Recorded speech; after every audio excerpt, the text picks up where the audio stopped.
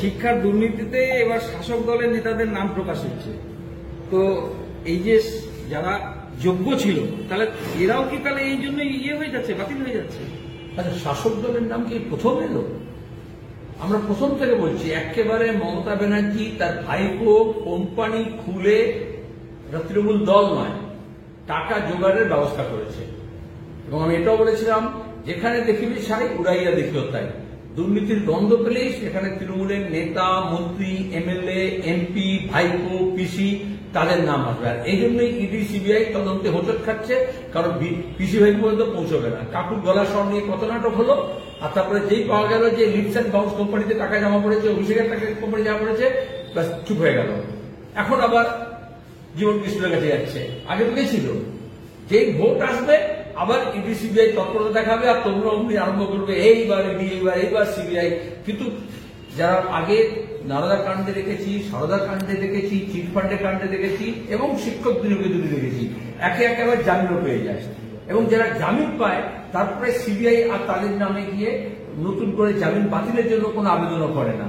আমরা একেবারে পুলিশ অফিসারদের দেখেছি, আইপিএস, আমরা দেখেছি মন্ত্রী, আমরা দেখেছি এমপি, আমরা দেখেছি এমএলএ, পঞ্চায়েত, পুরসভা পর্যন্ত। তৃণমূল একটা দুর্নীতি তন্ত্র তৈরি করেছে, বিজেপি তার মধ্যে একটা ভাগ পাচ্ছে। এদিকে এন্ড ইউজেও দেখা যাচ্ছে বিজেপির নেতারা ভাইপোর কাছে টাকা পাঠিয়ে দিয়েছে, বিজেপির নেতারা রেকমেন্ড করেছে, আর এই জন্যই ইডি সিবিআই এগোচ্ছে না, কারণ কোথায় কি বেরোবে।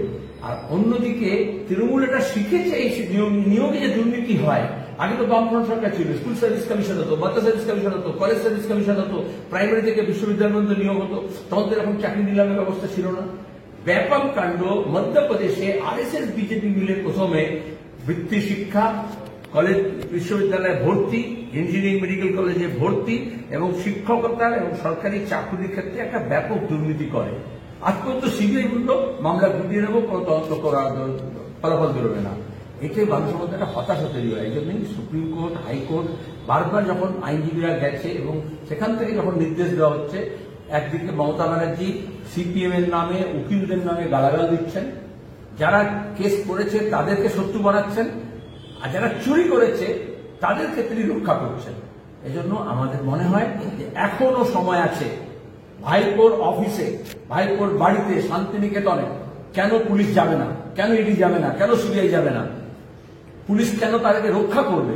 রাজ্য পুলিশের দায়িত্ব হয়েছে দুর্নীতিতে সাহায্য করা এবং দুর্নীতিগ্রস্তদের রক্ষা করা। বলছি দাদা, এই হাই রাইজ যে সমস্ত আবাসন আছে কলকাতায়, সেখানে কমিশন বুথ করবে, তো তৃণমূল বলছে সেখানে করা যাবে না, বাধা দিয়েছে। তো এর আগে তো আবাসনে খুব চমক ধমকও দিয়েছিল এবং অভিযোগ ছিল। গতকাল মিটিং ছিল, সেখানে আমাদের প্রতিনিধিরা ছিল, সিপিআইএম ছিল, ব্লকের ছিল, কংগ্রেসের ছিল, অন্যান্য দলের ছিল।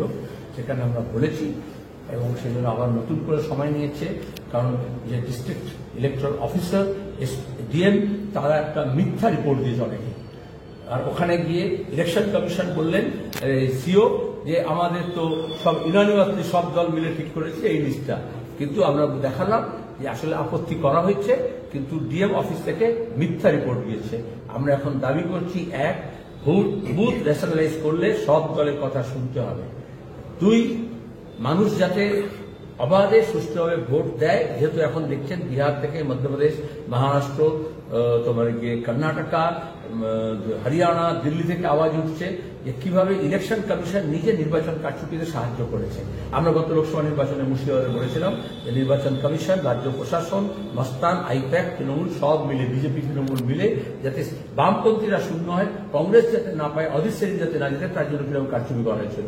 সুতরাং এখন নির্বাচন কমিশন, সিওর প্রত্যেক নম্বরের মতো যেন কারখানা বন্ধ হোক, তো সেই জমিটা নিয়ে যাতে উপার্জন করুক, এটা হচ্ছে বিজেপি আর তৃণমূলের পদ্ধতি। ওদলাবাড়ি গ্রাম পঞ্চায়েতে জাল শংসাপত্র বা অভিযোগ উঠেছে, ওয়ারি শংসাপত্র। সেখানে যিনি প্রাক্তন উপপ্রধান ছিলেন তৃণমূলের, তার বিরুদ্ধে অভিযোগটা উঠেছে। প্রধানের স্ট্যাম্প ভুয়ো সার্টিফিকেট দেওয়া হচ্ছে, সার্টিফিকেট ওবিসি, এসসি, এসটি ভুয়ো সার্টিফিকেট, শংসাপত্র দেওয়া হচ্ছে, রেসিডেন্সিয়াল সার্টিফিকেট, পয়সা দিয়ে নকল পাসপোর্ট করে নেওয়া হচ্ছে, আধার করে নেওয়া হচ্ছে।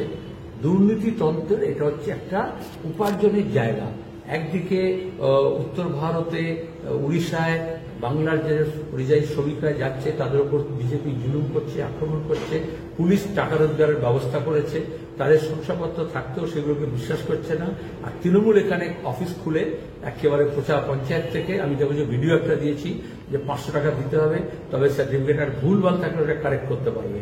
তারা টাকা রোজগারের জায়গা হচ্ছে। আসলে এটা হচ্ছে মানি মেকিং যন্ত্র।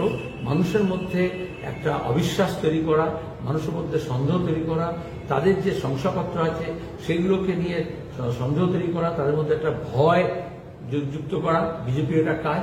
আর সেই ভয়কে ব্যবহার করে তৃণমূলের রাজনীতি করা এবং অর্থনীতি করা, রোজগার করা, এটা হচ্ছে একটা বিজেপি তৃণমূলের মিলিং ভাগাত। বলছি দাদা, একদিকে ট্যারিফ নিয়ে যুদ্ধ চলছে, তার মাঝে মোদী আবার রোববারে চীন সফরে যাচ্ছে। একদিকে অন্যদিকে না, একই দিকে। গত কয়েক বছর ধরে আমরা বলছিলাম যে এশিয়া, আফ্রিকা, ল্যাটিন আমেরিকা, দক্ষিণের দেশগুলো, উন্নয়নশীল দেশগুলোকে নিজের স্বার্থ রক্ষা করার জন্য হলে আরো বেশি BRICS, Brazil, Russia, India, South Africa, China, এদের মধ্যে আরো সংহতি বাড়াতে হবে। সাংহাই কোঅপারেশন বলে বিকল্প একটা জায়গা তৈরি হয়েছে, সেখানে ভারত প্রথমে যোগ দিতে চাইছিল না, পরে আস্তে আস্তে যোগ দিল, কিন্তু অনেকটা সময় নষ্ট হলো। ব্রিক্সের ব্যাপারেও অনেকে মনে করছে যে ভারত আমেরিকার চর হিসেবে ওখানে কাজ করছে, আমেরিকার স্বার্থ দেখছে। মোদী যেভাবে আপকি বার ট্রাম্প সরকার বলে সাম্রাজ্যবাদের লেজুর হওয়ার চেষ্টা করেছেন, আমাদের স্বাধীন সার্বভৌম যে বিদেশ নীতি তাকে জলাঞ্জলি দিয়েছেন এবং আমেরিকা নেতৃত্বাধীন কোয়াডের অংশীদার হয়েছেন, এখনো তার জন্য চেষ্টা করছেন। কদিন আগে আমরা দেখেছিলাম 4000 কোটি টাকা খরচা করে G20 অধিবেশন করেছিলেন দিল্লিতে, ব্যাপক মিডিয়া কাভারেজ করানো হয়েছিল, অথচ সাংবাদিকদের দেখা করতে দেওয়া হয়নি, প্রশ্ন করতে দেওয়া হয়নি। সেখানে চায়নাও আসেনি, রাশিয়াও আসেনি।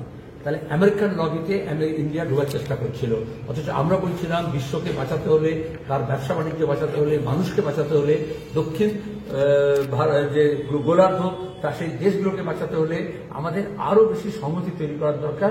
পিছিয়ে পড়া মানুষগুলোর, পিছিয়ে পড়া দেশগুলোর, উন্নয়নশীল দেশগুলোর, উন্নয়নকামী দেশগুলোর।